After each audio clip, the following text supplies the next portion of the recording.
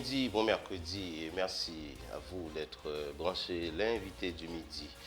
Les élections présidentielles françaises se tiendront le 10 avril prochain. Pour le moment, plus de 40 personnes ont déjà dévoilé leur intention de porter leur candidature à la magistrature magistrature suprême de la République française. Le président, dont le mandat arrive à terme, Emmanuel Macron, n'a toujours pas déclaré sa candidature. Donné largement favori dans les sondages, Emmanuel Macron fait durer le suspense. Pourtant, le président multiplie ses déplacements en province et se prononce sur des sujets qui font l'objet de débats au sein de la campagne présidentielle. Cependant, certains personnages assez connus en France ont déjà officialisé leur candidature. C'est le cas, par exemple, pour Valérie Pécresse, représentante du parti de l'ancien président Jacques Chirac, Anne Hidalgo pour le Parti socialiste, Marine Le Pen pour le Front National, rebaptisé Rassemblement National, Jean-Luc Mélenchon pour la France Insoumise, Christiane Taubira, ancienne garde des Sceaux de la République française, ministre sur le gouvernement de François Hollande, et celle à qui on doit la loi sur le mariage pour tous, Yannick Jadot pour le Parti vert écologiste, et Éric Zemmour, journaliste vedette de l'émission Face à l'info sur CNews. Parmi les autres candidats, Jacqueline Moreau, Jean-Frédéric Poisson et Arnaud Montebourg ont déjà jeté l'éponge et apportent leur soutien à d'autres candidats. Aujourd'hui, l'invité du midi décide de faire un coup d'œil sur les élections françaises de 2022. Et avec nous sur le plateau de l'invité du midi, Ralph A. Jean-Noël, internationaliste, juriste et est notre invité pour ce midi. Bonsoir et bienvenue Ralph. Bonsoir M. Samy Janvier, bonsoir à toutes et à tous. Ça va? Oui, ça va, on se médecin. Et à jury J-66 du premier tour de la présidentielle française.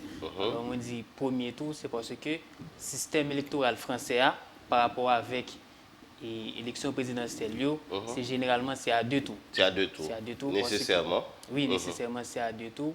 Parce que si on observe que il dit que le président de la République est élu au suffrage universel direct, au scrutin uninominal, à majorité à deux tours. Donc même si président... Donc ça veut dire qu'il y a tous les deux et forme. Oui, il y a à la fois le suffrage universel direct et puis il y a le scrutin uninominal. Uninominal.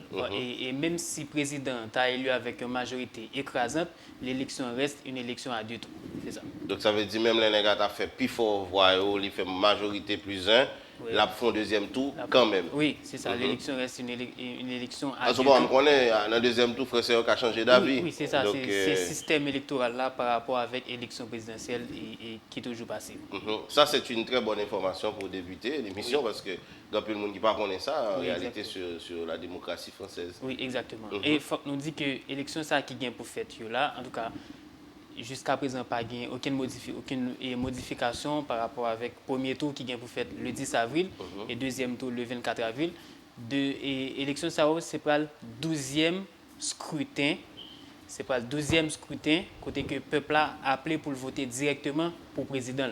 C'est-à-dire, il y a 1848, il y a 1965, 1969, 1974, 1981, 88, 95, 2002, 2007, et 2012 et 2017 et 2022 qui va le faire là. Donc c'est 12e élection côté que c'est Français qui va élu directement et président. OK.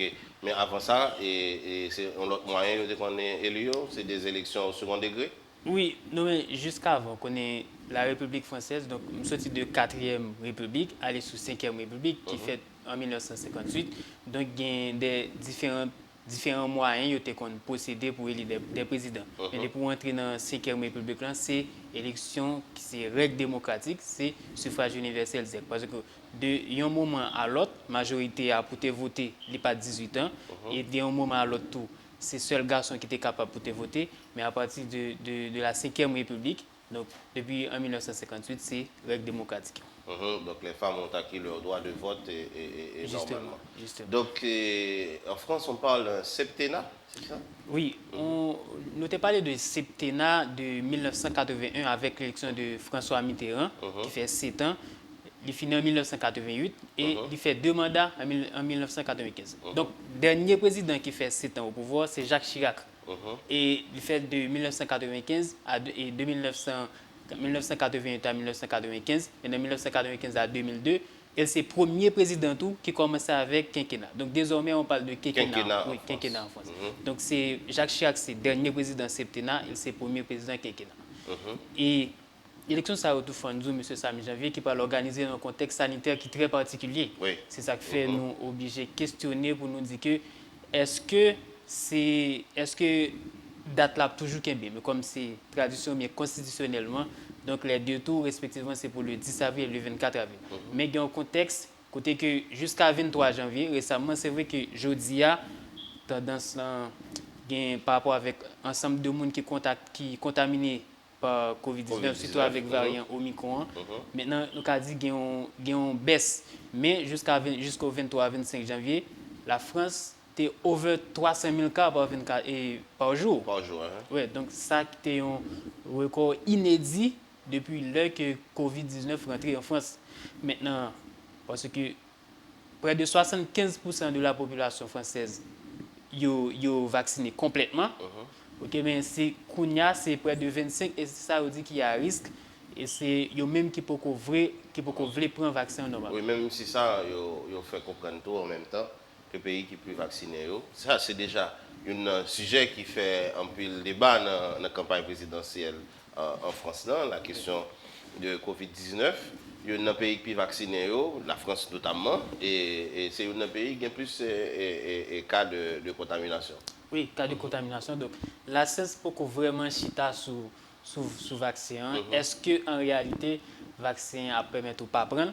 Mais il y a seulement chita sur un test côté que l'on prend vaccin et il y a des complications si on pas de prendre. Oui. Il y a avec nous. Donc, il y a contamination, naturellement, taux de mort est réduit littéralement, puisque non seulement variant qui est là, pas Delta, mais Omicron, il n'est pas tout à fait mortel, donc il a un taux de létalité faible. Oui, exactement. Et c'est ça qui a fait débat là, parce que il n'y a pas voulu que pour bien que la Constitution dit que depuis France a gagné 18 ans, ensuite il gagne des juges de droits civils et politiques, il est en mesure pour lui justement voter. Maintenant, est-ce que le gouvernement, par rapport avec prudence qu'il va le faire, il va dire que c'est seul monde qui gagne passe sanitaire ou passe vaccinal qui va gagner autorisation pour voter. Maintenant, nous connaissons, maintenant on a prêté pour nous. Mais Éric Zemmour qui dit que nous obligés, candidats français, nous obligés de vivre avec Covid-19 là. Bon, ça c'est tout le monde qui rend compte définitivement, il faut que nous vivions avec Covid-19. Là, nous allons regarder parmi les plus en vue dans la candidature française, naturellement, et étonnamment, et Jean-Mounou a dit c'est seul en Haïti, parce que nos dernières élections ont organisé avec 54 candidats, il y a 45 candidats à la présidence en France et cette année. 45 candidats, ce n'est pas une mince affaire. Hein? Oui, justement. Alors, 45 candidats, mais en France, on connaît que chaque pays a un système électoral. Donc, si aux États-Unis, par exemple, nous entrons dans un système bipartiste et le multipartiste, on a bien pour nous dire ça puis devant. En France, il y a une sorte de multipartiste, mais un multipartiste qui cache un bipartiste derrière. Donc, on a retourné sur ça. C'est 45 plus de 40 candidats en France, c'est des candidatures déclarées qui peuvent être officialisées. Parce que le jour crucial, c'est 4 mars. 4 mars, côté que chaque candidat doit gagner au moins 500 parrainages pour le Conseil constitutionnel accepter. Qu'est-ce que parrainage là? C'est des élus. Par exemple, c'est des maires, c'est des députés, c'est des sénateurs, c'est des conseillers départementaux, conseillers régionaux qui acceptent pour le supporter. Donc, il faut gagner des gens qui endossent ces candidatures pour qu'ils viennent valides. Justement. Donc, et après que le 11 mars, il y a une publication ensemble de candidats qui sont retenus, que le Conseil constitutionnel va le publier. Donc, c'est vrai qu'il y a plusieurs, il y a 45, il y a 50, mais qui ne sont pas validés et retenus, il faut qu'il y ait au moins 500 parrainages. Donc, nous allons voir quelques candidats parmi les plus en vue dans la campagne présidentielle. Il y a Valérie Pécresse Valérie Pécresse qui représente le parti et Les Républicains. Valérie Pécresse a été désignée à l'issue d'une primaire au sein du parti Les Républicains.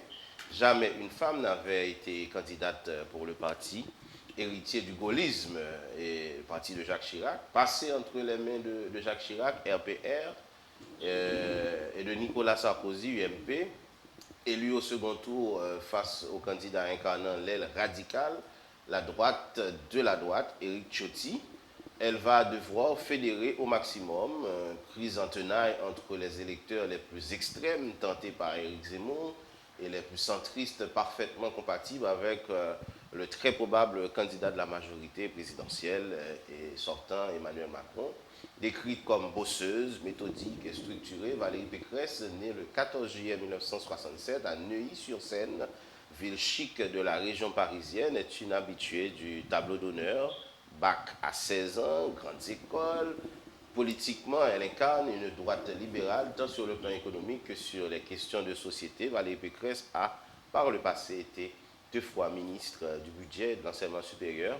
Elle préside actuellement la région Île-de-France, région parisienne qui compte Paris et 7 autres départements. C'est la région la plus peuplée de France, dit-on. Oui.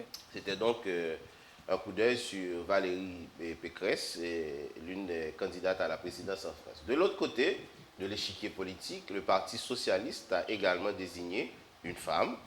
La maire de Paris, Anne Hidalgo, portera les couleurs du parti de François Mitterrand. Rose, très affaibli, puisque le Parti socialiste est exsangue.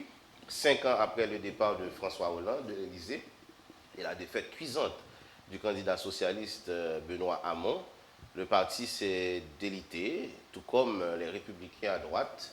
Le Parti socialiste s'est vu siphonné par la République en marche d'Emmanuel Macron. Certains de ces anciens cadres importants ont, quant à eux, abandonné la politique depuis le début de sa campagne, et Anne Hidalgo peine à attirer l'attention et les sondages lui sont très défavorables. La gauche qui bat de l'aile en France. Oui. Voilà donc à peu près 2 ans, le 16 janvier 2020, que Marine Le Pen a annoncé qu'elle serait dans la course, l'héritière du Front National, qui est maintenant rebaptisé Rassemblement National, de son père Jean-Marie Le Pen, on se souvient de ce vieux énergique, avec qui elle entretient aujourd'hui des relations plutôt complexes, parce qu'elle a pris des distances par rapport à son père. Marine Le Pen se présente la 3e fois à la présidentielle. En 2012, arrivée en 3e position avec 17% des voix. Elle avait été éliminée dès le premier tour. En 2017, elle s'était qualifiée pour le 2e tour, où elle avait échoué face à Emmanuel Macron. Depuis, son parti a connu des périodes compliquées. Sa politique de dédiabolisation du Rassemblement national a laissé des traces. Celle qui se voyait déjà à l'Élysée en 2022 doit en outre compter désormais avec un adversaire au sein même de l'extrême droite, l'ancien journaliste Éric Zemmour. Yannick Jadot défendra pour sa part les couleurs de l'écologie, désigné candidat des Verts au terme d'une primaire. Il incarne l'aile modérée du parti. Mais son résultat serré, à peine plus de 51% des voix au second tour, face à la candidature nettement plus radicale et écoféministe de Sandrine Rousseau, le contraint à essayer de ratisser au plus large au sein de son propre camp. L'ex-directeur des campagnes de l'ONG environnementale Greenpeace porte en outre la parole écologique, alors que le sujet figure au programme de l'ensemble du champ politique. C'est une 3e candidature pour Jean-Luc Mélenchon, ancien ministre socialiste au début des années 2000.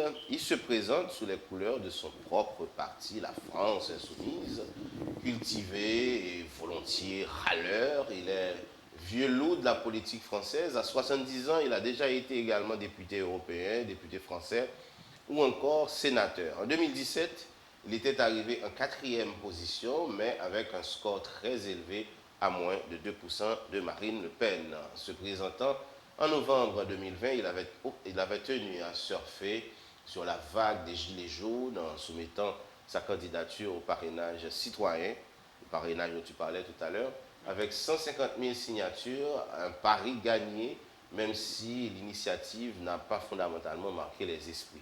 3 autres candidats souhaitent incarner la gauche de la gauche dans cette campagne électorale. Nathalie Arthaud, la candidate de lutte ouvrière, va se présenter une 3e fois face aux Français après 2012 et 2017. Née en février 1970, agrégée d'économie et de gestion, elle est enseignante à Aubervilliers, près de Paris.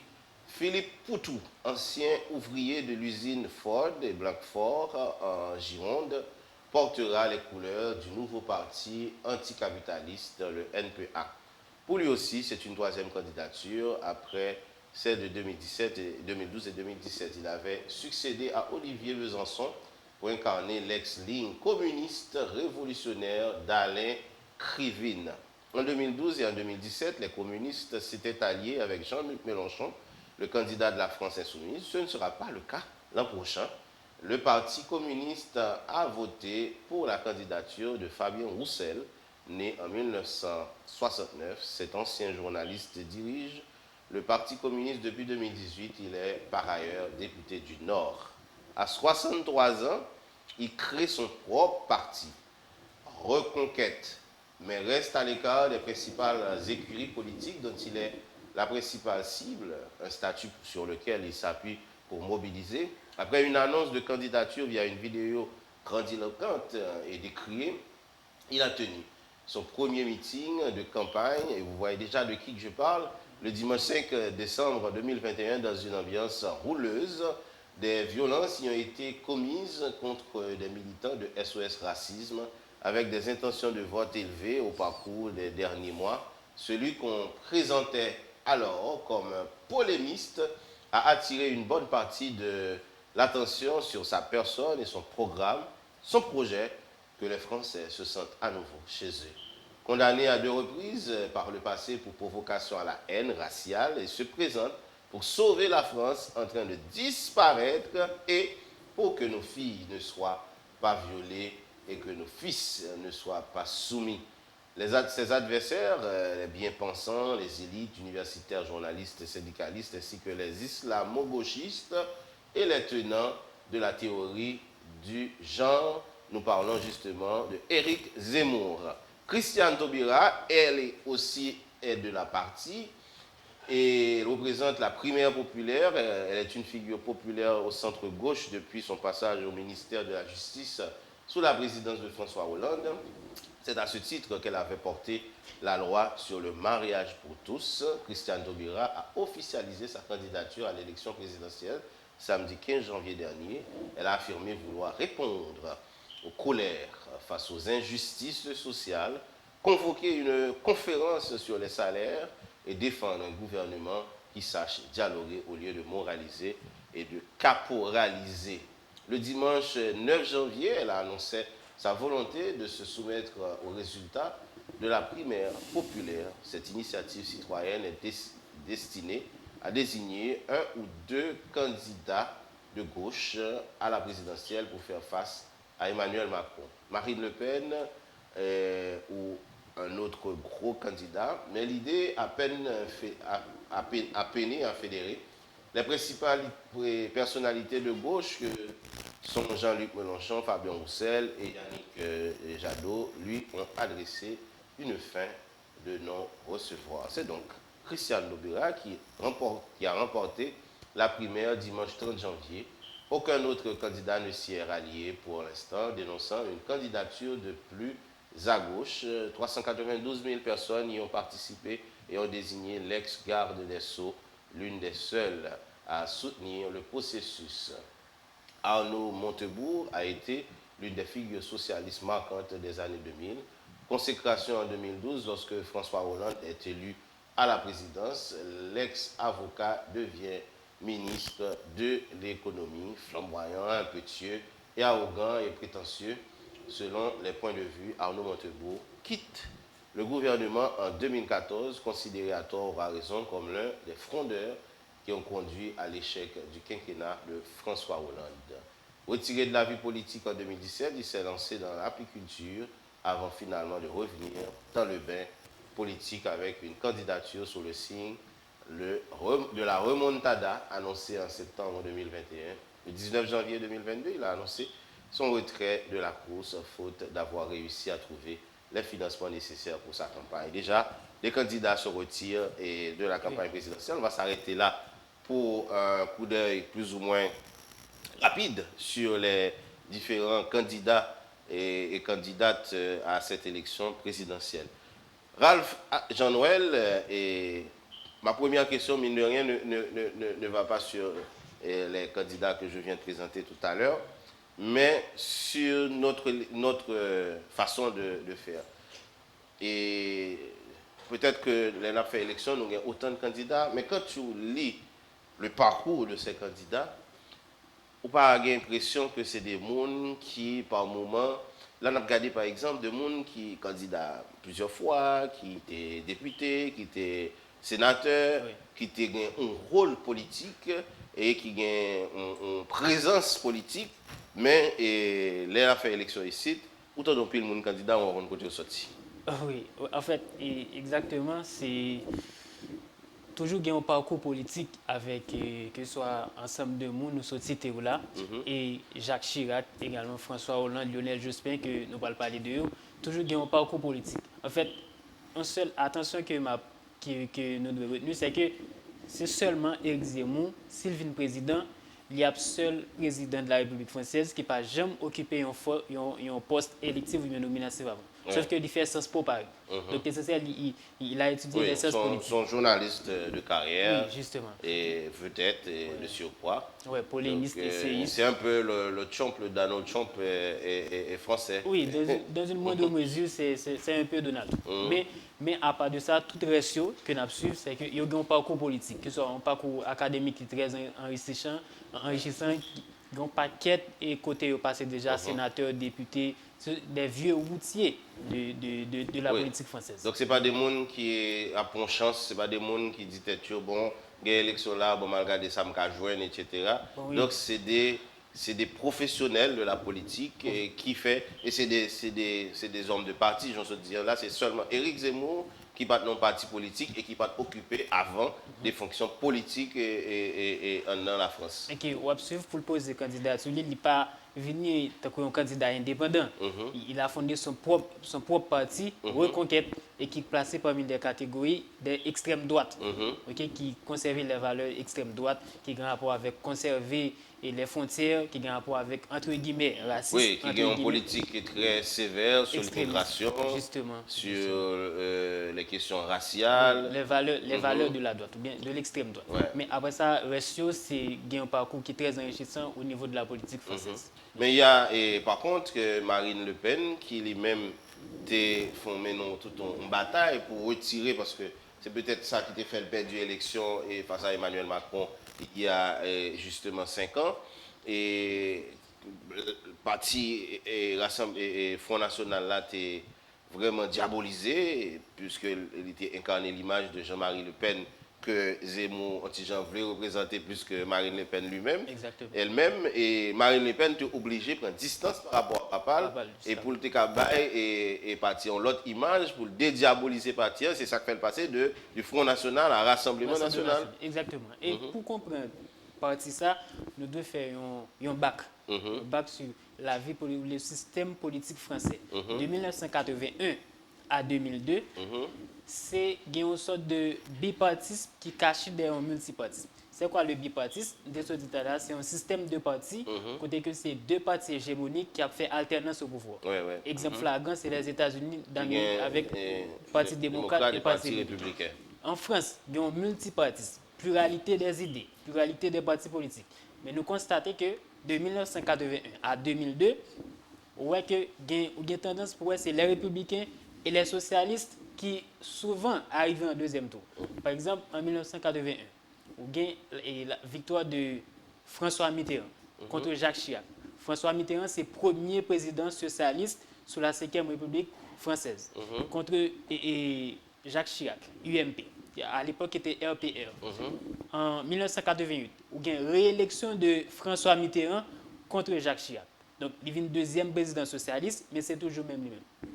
C'est septennat. En 1995, au Vinjeune Kounia, c'est la victoire de Jacques Chirac.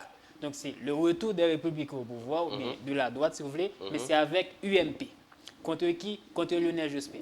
Mais à la surprise générale, en 2002, donc c'est toujours effet bipartisme qui cachait des multipartistes. En 2002, Jacques Chirac, popularité Jacques Chirac était vraiment en berne. Et puis, il était venu en face, c'était Lionel Jospin, qui était Premier ministre de 1997 à 2002. Il était obligé de démissionner pour le débat Jean-Pierre Raffarin poursuivre. Et puis, là que... Oui, il y a un petit scandale, etc. Justement, dans tout sondage qui baille, c'est Lionel Jospin et Jacques Chirac qui a privé en deuxième tour. On était tellement une certitude au niveau de la politique française que Lionel Jospin, cas président, nous n'avons pas voté. D'ailleurs, Jean-Luc Mélenchon et François Hollande ont critiqué ça. Nous n'avons pas sorti pour y aller voter. Et à la surprise générale, qui est le monde qui arrivé en deuxième tour, c'est Jacques Chirac et Jean-Marie Le Pen. Maintenant, c'est seulement là où on pas jeune les républicains et les socialistes. Et dans le résultat de l'élection, c'est justement Jacques Chirac qui remportait une victoire écrasante avec plus de 82%. Et les spécialistes français ont dit que Chirac, c'est pas que les Français ont voté Jacques Chirac, mais les Français ont voté contre Jean-Marie Le Pen. Donc, étant donné que c'est Jean-Marie Le Pen qui est en face, oui, Jacques Chirac, donc c'est Jacques Chirac. Après campagne, il faut sauver la France, etc. Ouais. Donc c'est comme si la France s'est dit que les potes sont prêts pour des discours. J'ai laissé ça, il a demandé Jacques Chirac. Pourquoi le débat présidentiel n'a pas de fait? Non, pas. Parce que Jacques Chirac a dit pas de débat possible. Non, je dis on ne débat pas avec le fascisme, on le combat. Oui, justement. Donc c'est ça. Donc Jean-Marie Le Pen, c'était qualifié et Jean-Marie Le Pen de fasciste. Oui, il était très mal vu. Effectivement, Jean-Marie Le Pen, il a voté contre lui. Maintenant, à partir de victoire de Jacques Chirac, réélection de Jacques Chirac en 2002, en 2007, la victoire de Nicolas Sarkozy. Nicolas Sarkozy, qui c'est le retour de la droite. Justement. Ensuite, en 2012, on va joindre la victoire de François Hollande. François Hollande, retour de la gauche au pouvoir, justement. Et puis en 2017, les Français, d'ailleurs Emmanuel Macron était ministre sous la présidence de François Hollande. Certains spécialistes français ont dit que la victoire d'Emmanuel Macron est liée avec un mécontentement des Français par rapport à ni la droite ni la gauche. Donc, Emmanuel Macron, intelligent, il dit que je ne suis ni la droite ni la gauche, et je suis au centre. Donc, il vient avec la République en marche. Maintenant, le Livini, et que il est élu le président contre Jean-Marie Le Pen, qui est arrivé en deuxième tour avec la défaite cuisante de Benoît Hamon, à l'époque qui était représentant. Oui, c'était un mot. Oui, Parti socialiste.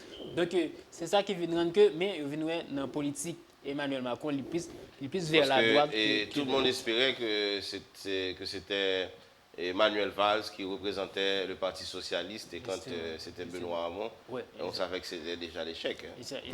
Donc, c'est ça. C'est ça qui vient de rendre ça, je dirais. Donc, Valérie Pécresse, représentante des Républicains, et Anne Hidalgo, représentante du Parti socialiste. C'est la première fois que ça arrive dans l'histoire de la vie politique française. Deux filles représentées depuis une certaine formation politique qui gagne un système politique français. Il y a beaucoup de changements aussi, puisque, regardez, c'est les partis assis, c'est des partis qui chitanent la politique française, là, qui a souffert là, qui n'est pas en tête du sondage. Donc ça veut dire qu'il y a du renouveau dans la politique française. Ça veut dire que Mounio a tendance à sortir de cette dynamique. Tantôt nous la droite font court, tantôt nous la gauche font court. Nous voulons sortir dans cette dynamique gauche-droite pour venir dans des bails plus dynamiques, plus nouveaux, plus modernes, qui n'est pas chita sur les valeurs de la gauche et de la droite. Oui, et ça fait qu'il y a une certaine phobie par rapport à Éric Zemmour. Éric Zemmour, mais en même temps, tout Éric Zemmour, en matière de discours d'extrême droite, il incarne un certain renouveau tout, parce qu'il a fait mon tout, parce qu'il a dit ça mon envie tendait. Donc au départ, on voit qu'il y a quand même une certaine vague pour un candidat qui est sorti de nulle part. Bon, naturellement, pas sorti de nulle part, puisque c'est quand même on veut d'être de la télé. Et même de nulle part, parce qu'avant, il n'a pas de gain et expérience politique. il a quand même gagné une belle cote dans l'élection française là. Oui, justement, et avantage que Éric Zemmour gagne sur plusieurs compétiteurs, c'est qu'il est toujours dit il n'est pas politicien. Oui, Donc, c'est c'est le calcul. discours qu'Emmanuel Macron a tenu aussi. Justement. Et Emmanuel Macron était ministre de l'économie et des finances sous François Hollande. Il remet démission en 2016. Et en même 2016, il a fondé la République en marche. Donc il dit qu'il va ni droite ni gauche, il est au centre. Maintenant, Éric Zemmour voulait jouer sous même parti ça pour dire que je ne suis pas un politicien. Elle dit calcul, pas calcul politicien. Donc, ce qui veut Donc dire il dit la vérité, il dit ce qu'il pense. et il dit tout haut, tout ça français pensait tout bas. Donc c'est ça l'idée. Maintenant, Éric Zemmour, il a dit même c'est la première fois. Oui, il n'est pas un professionnel de la politique. Il a dit ça. Par contre, Marine Le Pen, c'est déjà 3 fois. Donc c'est 2012, 2017 et 2022. Jean-Luc Mélenchon avec la France Insoumise, c'est déjà 3 fois.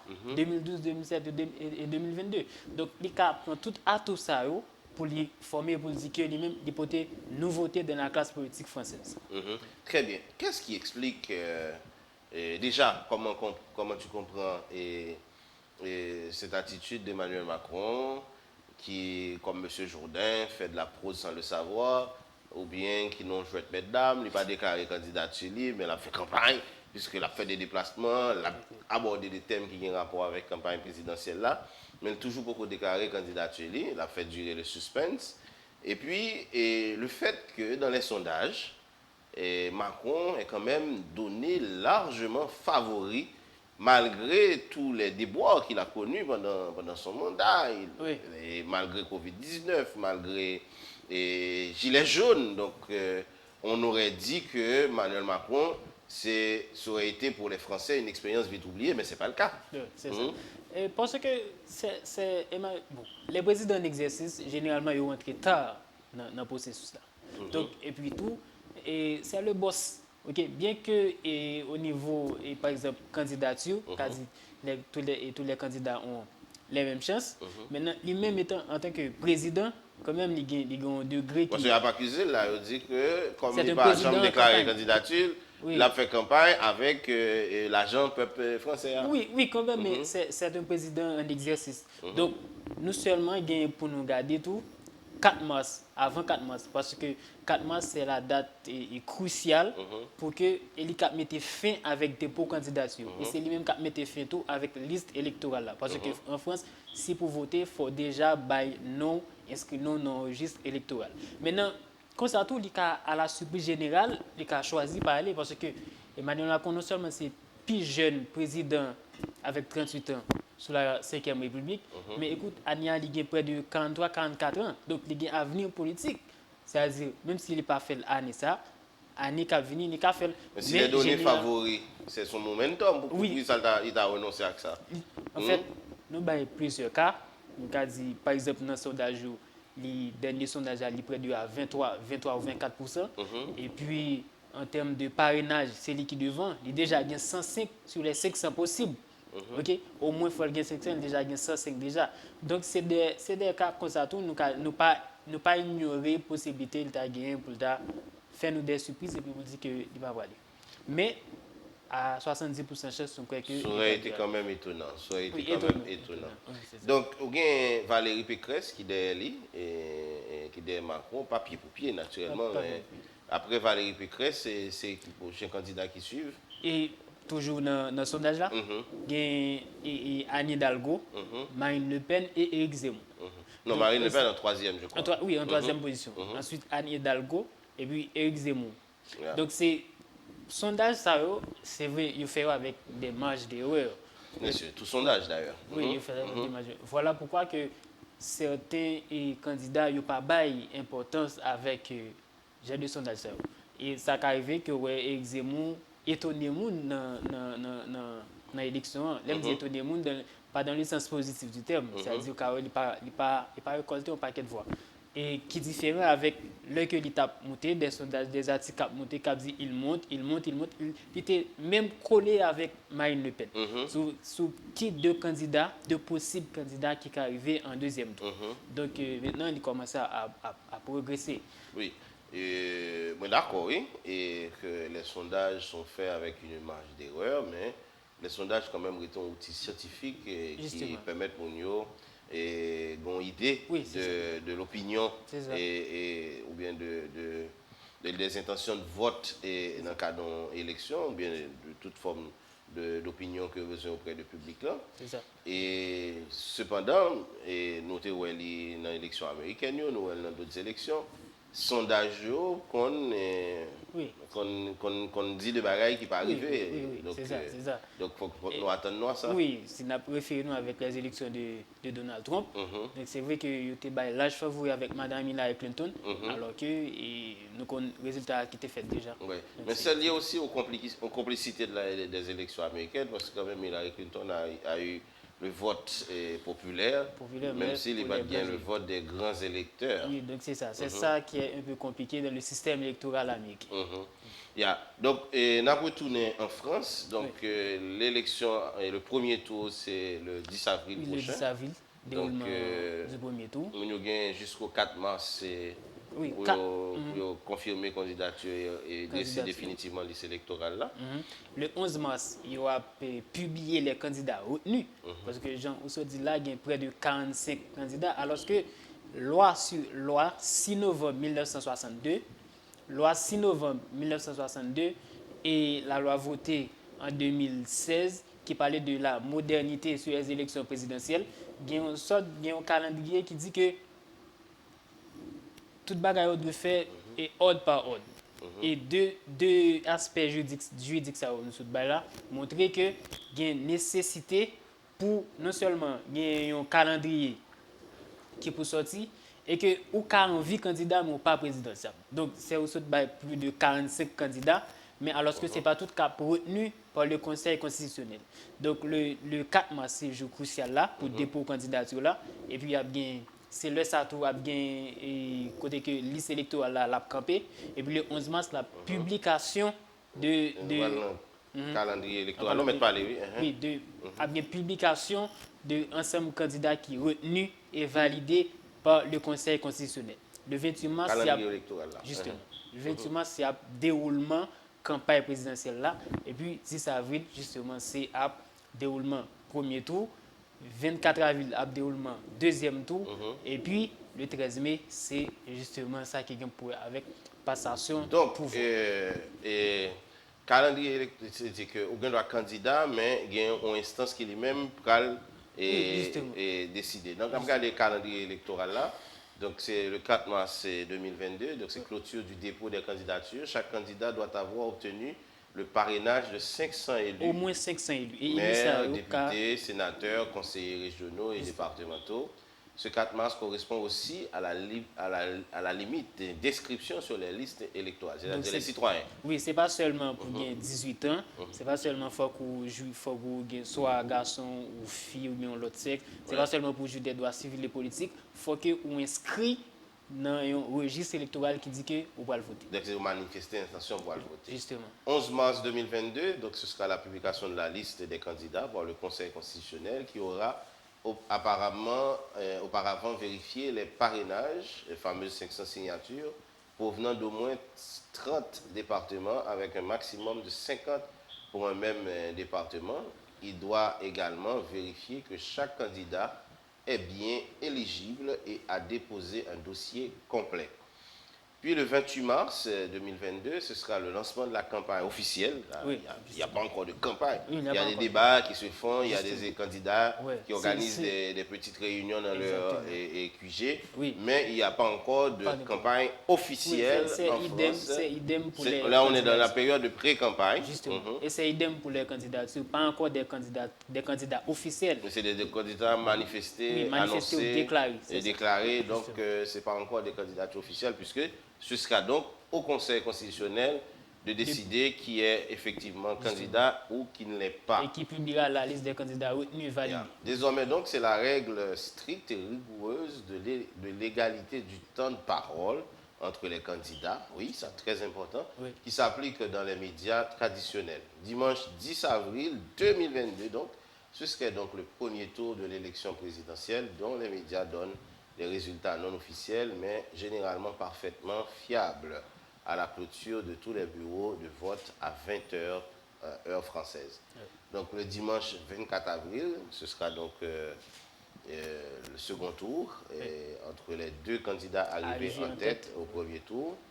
Le 13 mai 2022 au plus tard, passation de pouvoir. Donc c'est-à-dire le prochain président français prendra donc les rênes du pouvoir, entrera à l'Élysée en mai 2022. En mai 2022. Donc, bon. Et avec, en attendant qu'il y ait une modification, peut-être ou pas, je me connais et avec cette histoire de Covid-19, bien que ça sont paramètres importants. Bien que Zemmour dit faut que nous habituons avec ça, parce qu'il est passé de stade de pandémie à endémique. Donc c'est l'histoire de mettre des mesures restrictives, toujours avec cache-nez, toujours avec et limiter des déplacements. Donc c'est Zemmour quand même, il dit que nous devons commencer à habituer avec la pandémie, une façon pour nous vivre ensemble avec. Donc, ce n'est pas pour l'idée qu'il y a reporté l'élection pour ne pas respecter l'échéance constitutionnelle, parce que ça, c'est l'autre problème grave encore. Mais l'autre avantage que j'ai, c'est que un système électoral suffisamment rodé, suffisamment moderne pour faire un vote électronique massif. Oui, justement. Et dans le département d'outre-mer, dans le territoire d'outre-mer aussi, pratiquement évolué avec ça. Par exemple, Nouvelle-Calédonie, on a parlé de liste électorale, on était près de 49, il y a avoisiné entre 50 millions d'électeurs qui sont déjà confirmés dans la liste électorale, qui sont en âge pour voter. Ils ont déjà confirmé qu'ils ont manifesté intérêt pour voter normalement. Donc, hors Nouvelle-Calédonie qui c'est un département et un territoire d'outre-mer de la France. Donc, ces régions, c'est des votes électroniques qui sont souvent appliqués pour eux.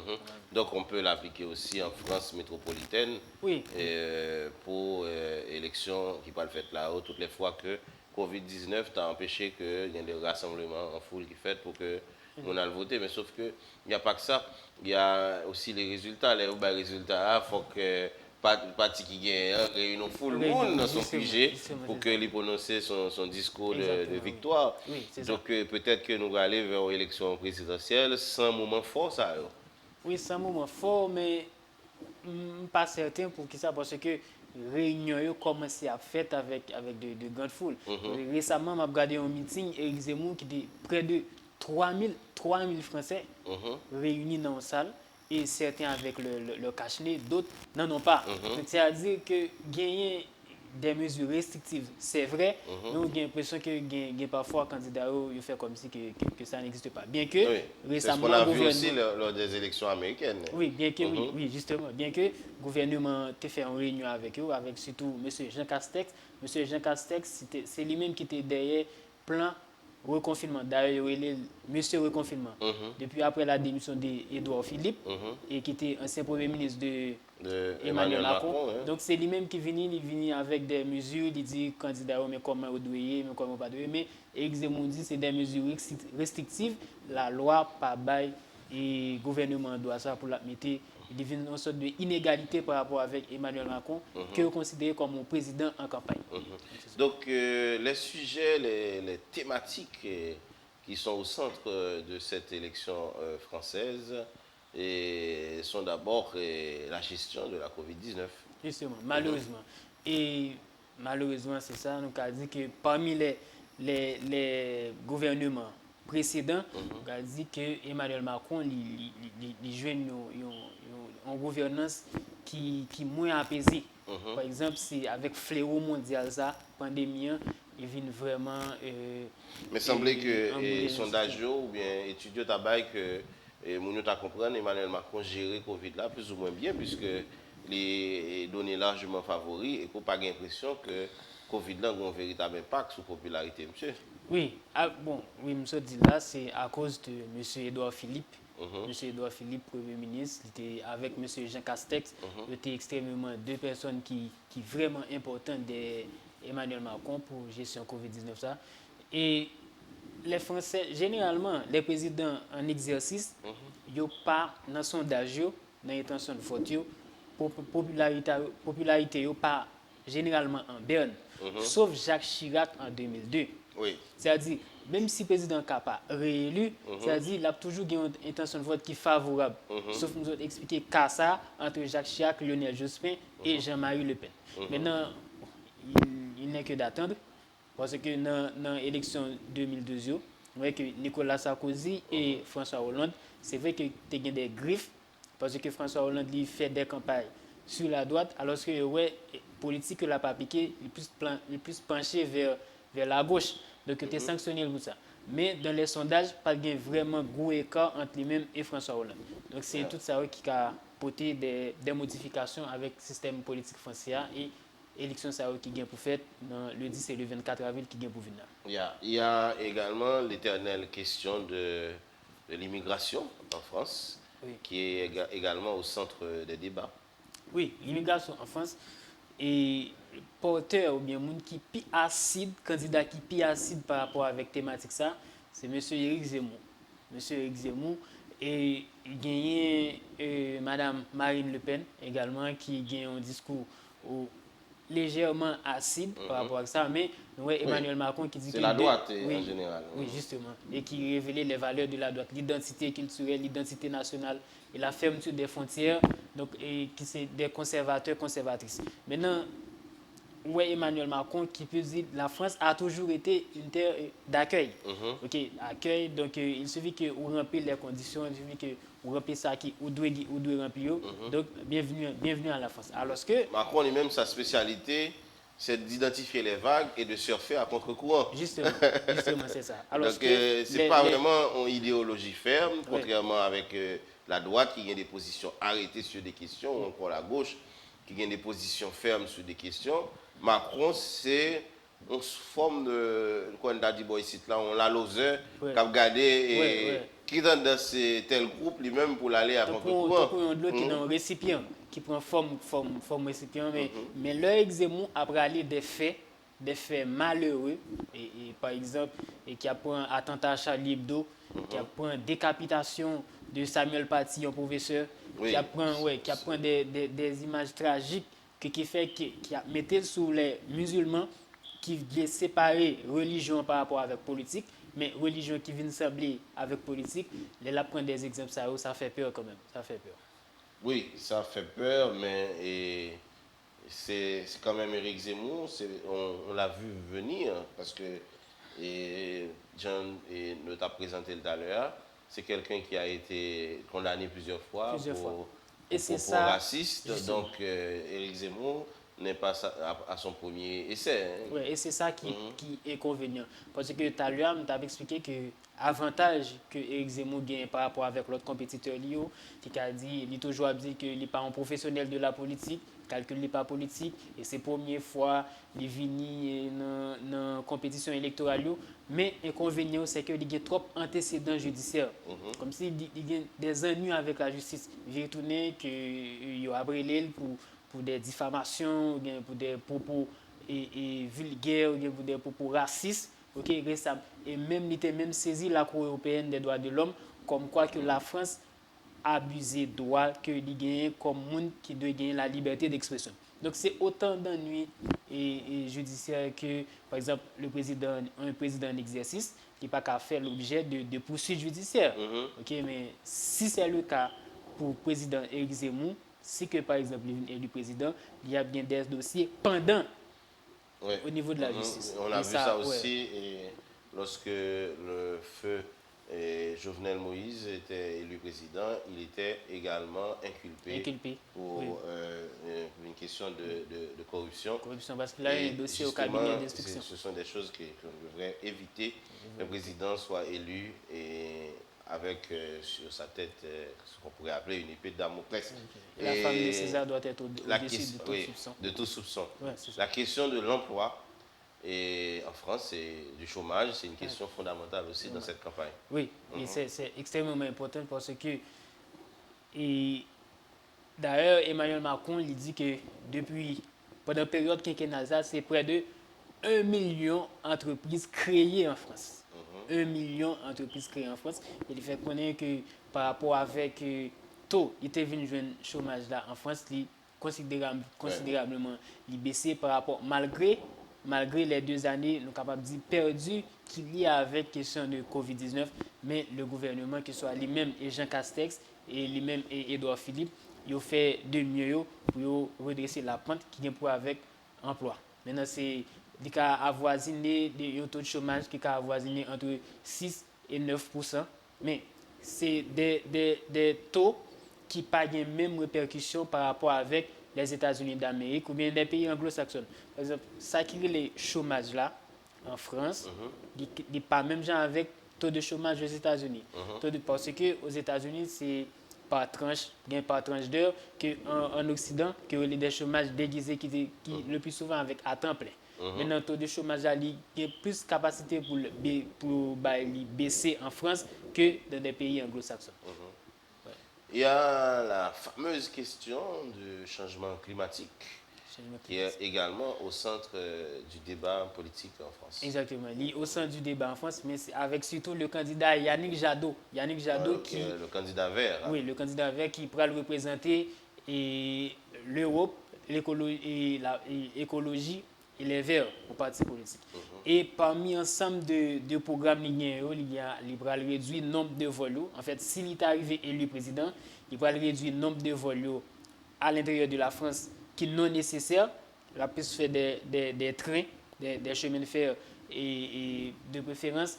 Il a fait tout, et, par exemple, essai nucléaire il va réduire, alors que 80% de l'électricité parisienne il dépend de nucléaire.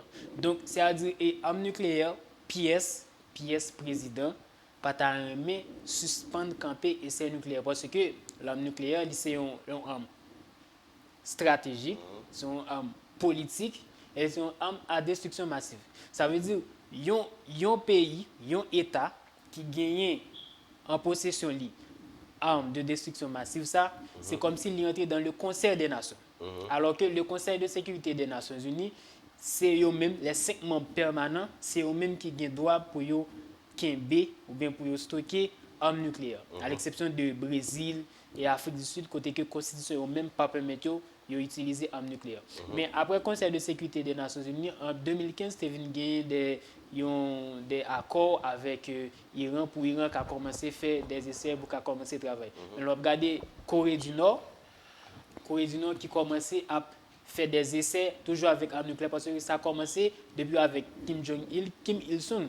Ça a commencé depuis des années. Parce que depuis qu'on a une arme nucléaire, c'est comme si on vient dans le Conseil des Nations. Voilà pourquoi la France, la difficile comme un État qui fait partie de 5 membres permanents du Conseil de sécurité des Nations Unies, pour renoncer avec capacité pour l'utiliser arme nucléaire. Et en effet, il y a ce qu'on appelle un invité surprise au débat présidentiel en France. Et un invité qu'on ne pouvait imaginer, c'est le foie gras. Parce que par contre, tu es au courant de cette histoire. Foie gras. L'histoire du foie gras, c'est-à-dire que le foie gras, c'est un aliment que tiré avec l'abattage de oiseaux, canards notamment, et une association de protection des animaux qui vient avec toute une campagne pour abandonner le foie gras. Or, il me semble que le foie gras, c'est un aliment que les Français adorent beaucoup. Oui, en fait. Donc, plusieurs candidats ont été donc invités à se prononcer sur cette question. Est-ce qu'il faut abandonner l'abattage d'oiseaux et canards qui produit le foie gras pour la nourriture française? Oui, bon, malheureusement, je ne suis pas au courant, mais ça va t'étonner parce que les Français ont un menu et par rapport avec l'alimentation qui est adaptée avec Coro, et si Guillaume qui a fait défaut, clairement, il y a dit très bien. Par contre, si vous remarquez, et nous prenons fini, nous étions seulement 5 minutes pour nous faire une émission aujourd'hui. Hein? Et si vous suivez la dernière élection française, vous vous rendez compte que il y a des sujets qui maintenus, et c'est vrai, c'est des sujets de base. La question de l'immigration, ça a toujours été dans les élections françaises. La question de l'emploi, ça a toujours été dans les élections françaises. Mais on a des sujets nouveaux.